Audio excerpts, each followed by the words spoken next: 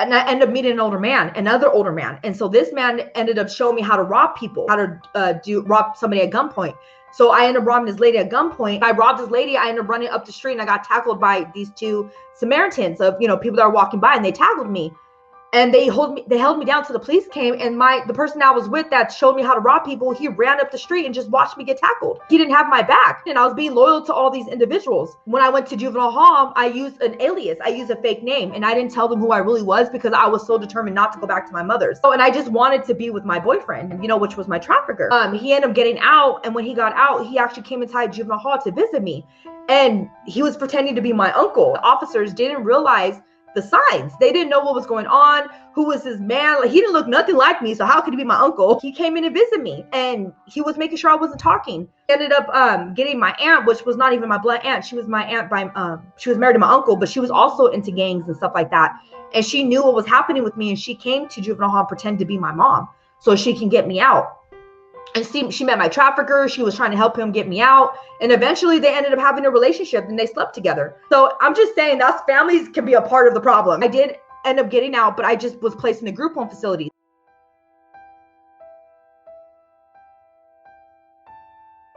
When I was in that placement center, I ended up running away. Like, I ended up escaping. Like 2 weeks I planned my runaway and I just took off, and I ended up going back with him. Even though it was traumatic, and yeah, there was times I wanted to leave. That's all I knew. I kind of like developed that mindset, like, this is what my life is supposed to be. He ended up getting arrested again, and then this time he got deported. So like I said, I took that to sleeping with Johns to my adulthood. I took selling drugs into my adulthood. I was hooked on meth because I had tried it with him.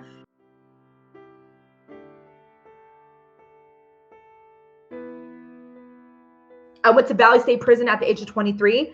And I ended up meeting my third trafficker. So I had 3 traffickers altogether. Like I said, I was a drug dealer. He ended up my third trafficker gave me a big amount of drugs to sell for him. He was giving me up to half a pound of meth to sell. It wasn't even something I had to pay out of pocket. He was giving it to me front status, because when he would give it to me front status, it's like he owned me, right? Every time I got arrested with his dope, I would have to do the time and get out, and I still have to pay off the debt I owed. And that was the mentality and the rules of the streets. But in reality, I didn't tell on him. So I did the time, and it's supposed to be squashed, but he had this control over me, and I had a lot of fear with him because he was also a gang member as well, and he had a lot of connections. And I didn't have a resume. I didn't have a high school diploma. I was a high school dropout. I didn't have education. I got jobs here and there under a fake name, as a busser or as a, working as a different job, like something small like that. Like, I didn't think I qualified for anything else, and I couldn't last a job for no longer than 3 months because I was so high on drugs. So that was my career, was selling drugs and sleeping with Johns. That's what I thought I was good at.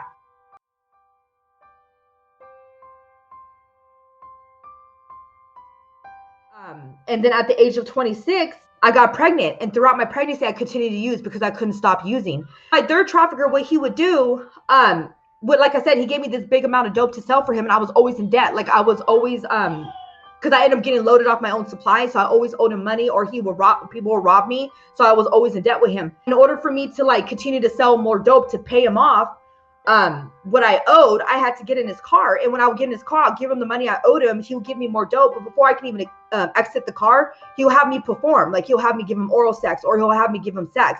So that's a form of trafficking, when you're having to give sex in exchange for something valuable. And that something valuable was what I was going to go sell to pay off what I owed him. And I didn't realize that until later down the road, when I got more healing and I had more recovery under my belt, and I found out that was a form of trafficking. So I'm going back to where when I was pregnant and I was using throughout my pregnancy, and this man was still giving me drugs to sell for him. When I got bigger, he ended stopped giving me the drugs, and I ended up finding other ways to get drugs from people because I was so addicted to meth. I wasn't planning to have a baby. And so I was in and out of relationships as well, very abusive relationships. And that's what was normal to me. If you didn't hit me, if you didn't cuss me out, then something was wrong with you and something was wrong with me. I needed you to hit me so I can feel loved, because that was my form of attention.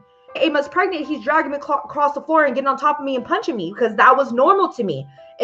But that's what I thought my worth was. And I was still, committing crimes, breaking into cars, stealing stuff and selling it to make money to go get more dope. And eventually I got clean a month before I giving birth to my son, and they didn't take my son from the hospital because I was clean a month before. But I didn't have that connection with my son. I didn't expect him to be, to have him. I was angry with him, honestly, because he was stopping me from doing what I needed to do. And I didn't have that love for him. I couldn't even have love for myself. So how can I have love for a child? So I took him back to that lifestyle. I was selling drugs, leaving him in car seats, leaving him in the other room when I was getting loaded, leaving him in garages while I was making transactions in the house. I was just doing the most and running amok with a baby, a newborn at that.